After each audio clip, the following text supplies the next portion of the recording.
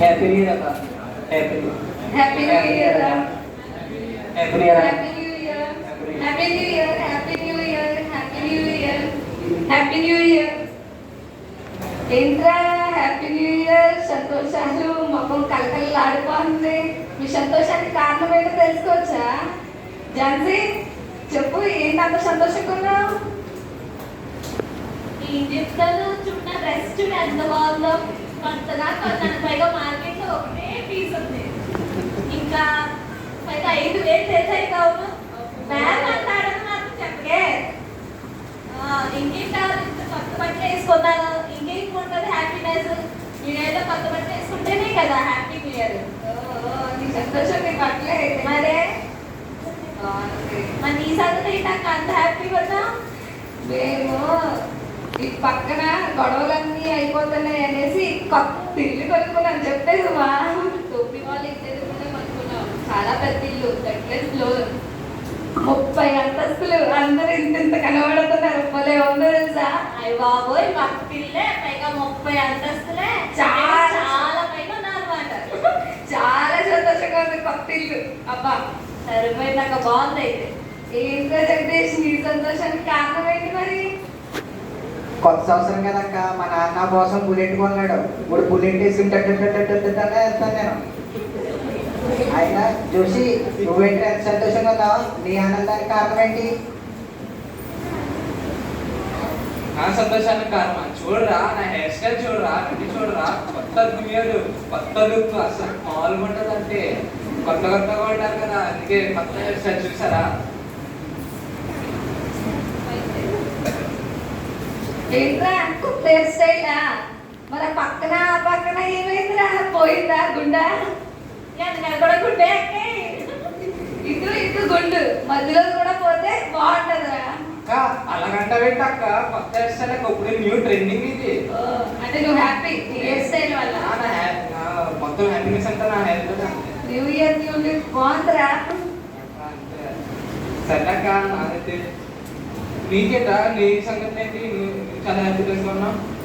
నేను నిన్న ఒక అమ్మాయికి ప్రపోజ్ చేశాను రా. తను ఒకే చెప్పింది. ఇంకా కొత్త సంవత్సరం కదా, కొత్త లైఫ్ స్టార్ట్ చేద్దాం అనుకుంటున్నాను. దాని గురించి చాలా సంతోషంగా ఉన్నాను. నీ హ్యాపీనెస్ అంటే కొత్త రిలేషన్షిప్. రిలేషన్ ఏంటన్నా ఇంత సంతోషంగా ఉన్నావు? నీకు నీ సంతోషానికి కారణం?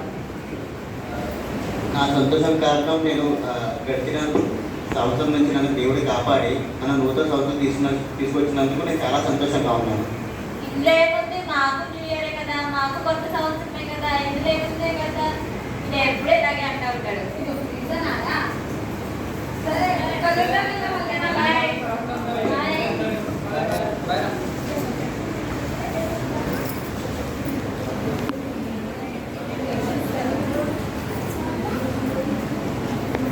ఇదే ఫ్రెండ్స్, మళ్ళీ 3 నెలల తర్వాత కలుసుకుంటారు. ఇది సంతోషమైన చూసుకుంటామా?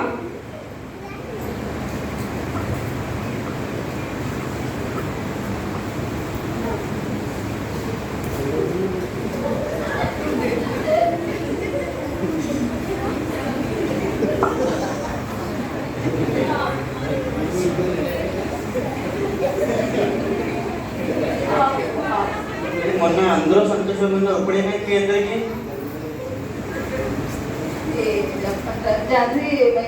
నువ్వు అలా డల్లాగా ఉన్నావేంటి? నేను చెప్తానక్క, నాకు ఎగ్జామ్స్ అన్ని అయ్యి మా పేరెంట్స్ నాకు షాపింగ్ చేయించడం మానేసారు. ఎక్కడికి వెళ్ళి ఒకటే గౌన్ వేసుకుంటున్నారు. మొన్న సుభాకర్ అని ఇంట్లో సలోపి పట్టించి సలోపి అంటుంది నాతో ఇచ్చి, ఎప్పుడు ఇదే గౌనా అని.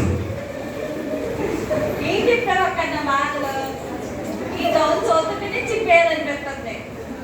నాతో అన్నదే ఒకటేగా ఉన్నా జనసక్కే. ఆ చిన్నపిల్ల అలా ఉంటుంది. ఏం చెప్తాం అక్క? అయితే సంతోషం పోయింది 3 నెలలకే. స్టార్టింగ్ లో ఉన్న హ్యాపీ ఇప్పుడు లేదు. నీ సంగతి ఏమైంది అక్క?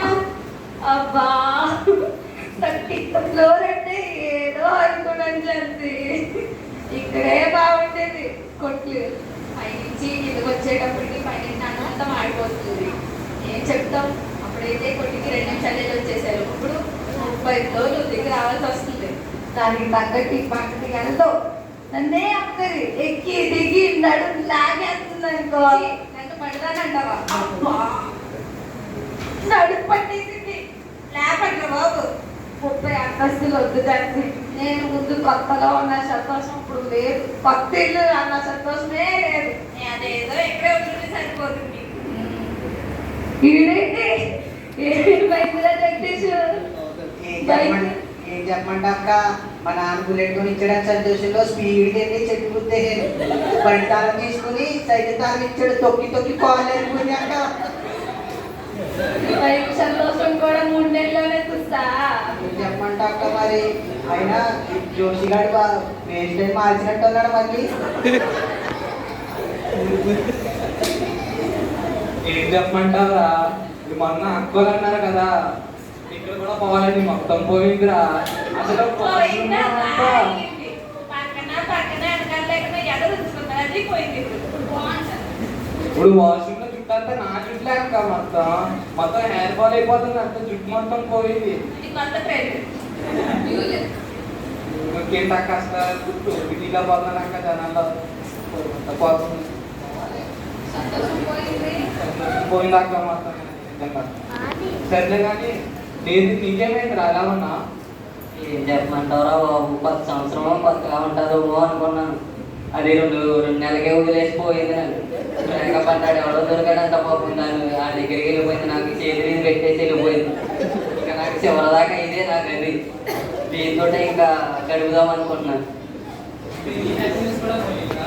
నా హ్యాపీనెస్ కూడా పోయింది. నాకు ఇంకో హ్యాపీనెస్ దొరికింది, ఇదే దీంతో హ్యాపీగా ఉందామని అనుకుంటున్నాను. ఏంటన్నా నువ్వు అందరం అంత డల్గా నువ్వు మాత్రం అంత హ్యాపీగా ఉన్నావు. అలా రేషన్లో చెప్తారు. 3 నెలలు గడిచిపోయింది కదా, అయితే కొత్త నెలలో అడుగు పెట్టాను, అందుకే సంతోషంగా ఉన్నాను. ఇందులో ఏముంది?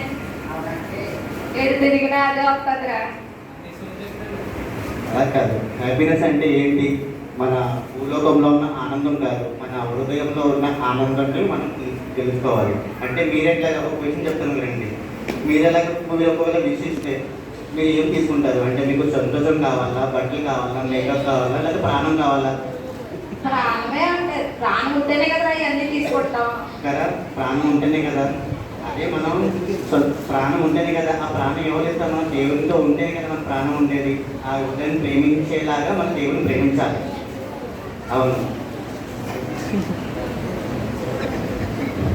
ఓకే. దేవుడి యందు ఆనందించేవాడు ఎల్లప్పుడూ ఆస్వాదించను, ఆయనందున నమస్కరించను. ఆనందించడు దేవుడిని నమ్ముతాను.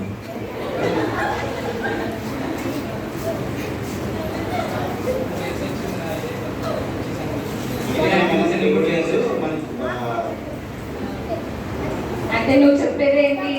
మన ఫేస్ లో కాదు ఆనందం ఉండాల్సిందే, మనసులో ఉండాలి. నిజమేరా, మేము కొనుక్కున్న వస్తువుల్లో, మేమున్న కొత్త దాంట్లో సంతోషం ఉందనుకున్నాం. కానీ నువ్వు చెప్పింది నిజమే. నాకు తెలిసి 3 నెలల తర్వాతే కాదు, సంవత్సరం తర్వాత వచ్చి కలిసినా అంతే ఆనందంగా ఉంటాడు. ఎందుకంటే ఇది ఆనందించేది యెహోవా యందు ఆనందిస్తున్నాడు. ఆ ఆనందం మనం కూడా పొందుకోవాలిరా. అవునక్క, అన్నిలాగే మనం కూడా సంతోషంగా ఉందాం. అవును, మనసులో ఉన్న జబ్బులు తీసుకుని ఈ లోకంలో ఉన్న వాటికంటే ఆ లోకాన్ని ఇచ్చిన దేవుని యందు సంతోషంగా ఉండి ఈ సంతోషం నిజంగా సెలబ్రేట్ చేసుకుందాం.